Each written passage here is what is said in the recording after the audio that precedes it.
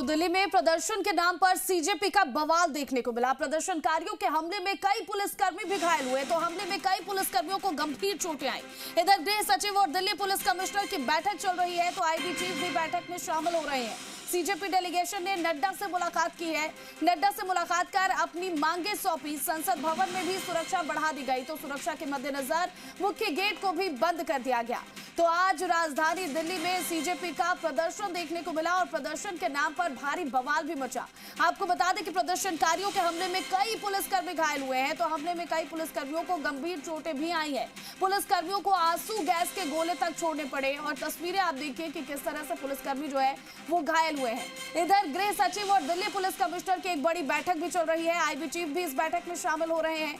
तो CJP delegation ने JP Nadda से मुलाकात की है और नड्डा से मुलाकात कर उन्होंने अपनी मांगे सौंपी। संसद भवन में भी सुरक्षा बढ़ा दी गई, क्योंकि संसद भवन के बाहर ये तमाम प्रदर्शनकारी पहुंच गए थे, तो सुरक्षा के मद्देनजर मुख्य गेट को भी बंद कर दिया गया।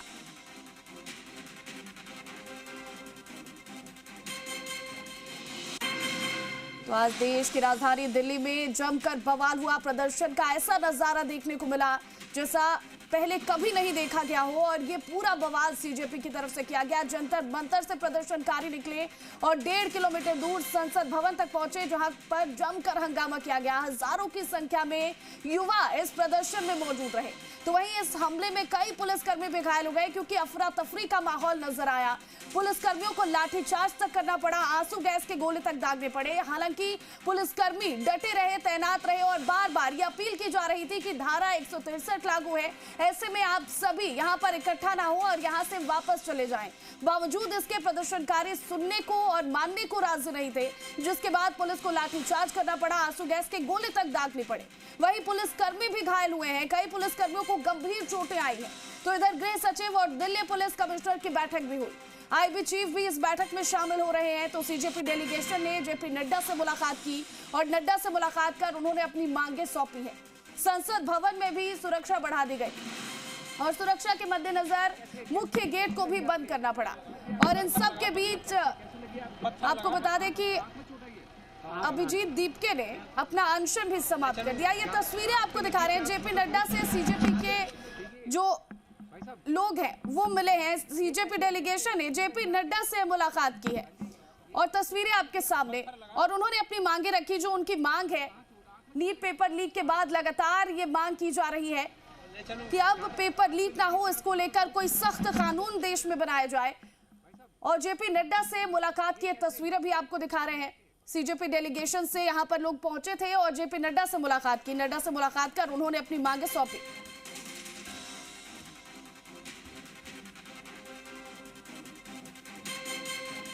फिर अभी भी सीजेपी जो है अपना प्रदर्शन आगे भी जारी रखने वाली है जी। नहीं, लेकिन शुभांग, दोनों चीजें एक साथ नहीं हो सकती है ना।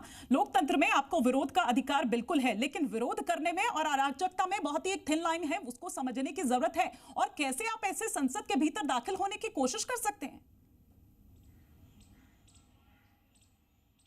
बिल्कुल, देखिए, शुरुआत से यही कहा गया कि ये एक पीसफुल प्रोटेस्ट होगा, लेकिन अगर आपको इस प्रोटेस्ट की हकीकत बताए तो ये कोई पीसफुल प्रोटेस्ट तो बिल्कुल नहीं था। आपको बता दें कि शरारती तत्व, जो तमाम शरारती तत्व इस प्रदर्शन में थे, वो शामिल हो गए और उन्होंने इस पर कब्जा कर लिया। क्योंकि जिस तरीके से ज़बरदस्ती संसद के अंदर घुसने की कोशिश की गई, ये बहुत बड़ा जुर्म है और शायद इन लोगों को इस बारे में पता भी नहीं है कि इन्होंने कितना बड़ा जुर्म यहाँ पर किया है। उन लोगों को वहाँ से हटाने की कोशिश की गई। कई ऐसे अन्य मीडिया चैनल्स भी और साथ ही दूसरे लोगों की गाड़ियों को वहाँ पर नष्ट किया गया। यहाँ तक कि जब जी मीडिया की टीम जंतर मंतर पर अपनी एक रिपोर्ट के लिए गई थी, तो वहाँ पर हमें धमकियाँ दी गई, साथ ही साथ हमें धक्का देते हुए जंतर मंतर से बाहर ले जाया गया और ये भी कहा गया कि अगर दोबारा आप यहाँ पर आते हैं तो आपके सर पर बोतल मार देंगे। तो देखिए, इस तरह की धमकियां नजर आ रहा था शुभांग, जो सड़कों पर जिस तरह का हुड़दंग, जिस तरह का तांडव नजर आ रहा था। आपने ये तो डिसाइड कर लिया कि जेपी नड्डा से मिलने के लिए आशुतोष जाएंगे, सौरभ दास जाएंगे, लेकिन आपने ये डिसाइड नहीं किया कि इस भीड़ को नियंत्रित कौन करेगा। बिल्कुल, देखिए लगातार इस पार्टी का ये दावा था कि हम आज एक पीसफुल प्रोटेस्ट करने वाले हैं, लेकिन ये पीसफुल प्रोटेस्ट तो कहीं से भी नहीं था, क्योंकि तमाम जो गुंडागर्दी करने वाले तमाम जो शख्स थे वो इस प्रदर्शन में शामिल रहे। हर जगह जाकर के तोड़फोड़ की गई, यहाँ तक कि जानबूझकर बार-बार पुलिस को भी धक्का देने की कोशिश की गई। जंतर मंतर पर सबसे पहले जब आरएएफ के जवान पहली लेयर बना करके खड़े थे, पहले उन्हें जाकर के धक्केबाजी की। जब उन्होंने लाठीचार्ज किया तो वो भागते बचाते वापस मीडिया के पास ही आए मदद मांगने के लिए, और उसके बाद एक बार फिर ये सिलसिला जारी हुआ और वो फर्स्ट बैरिकेड तक वहां पर पहुंच गए। और अगर अभी की भी आपको वहां पर तस्वीर के बारे में बताएं तो लगातार अब वहां पर इस तरीके के शरारती पदार्थ जो है वो वहां पर बैठे हुए हैं, इंतजार कर रहे हैं कि कोई अन्य मीडिया चैनल वहां पर आए, वो उनके साथ बदतमीजी करे, तोड़फोड़ करे, और यहां तक कि दोबारा लगातार कोशिश ये की जा रही है कि उस संसद के नजदीक पहुंचते जाए। इसलिए जो सुरक्षा कर्मी हैं उन्हें आंसू गैस के गोलों का इस्तेमाल करना पड़ रहा है, कई जगहों पर उन्हें लाठीचार्ज का इस्तेमाल करना पड़ रहा है, और इस बीच कई ऐसे पुलिसकर्मी हैं जो खुद भी घायल हो रहे हैं। तो देखिए, बहुत ही हैरानी की बात है कि जिस प्रोटेस्ट को इतने दिन तक तो देखा आपने किस तरह से सीजेपी के तमाम कार्यकर्ता यहां पर प्रदर्शन करते नजर आए। सवाल सबसे बड़ा यही है कि जब बात शांति से धरना करने की थी, प्रदर्शन करने की थी, तो प्रदर्शनकारी इतने उग्र कैसे हो गए और जिम्मेदारी और जवाबदेही किसकी है?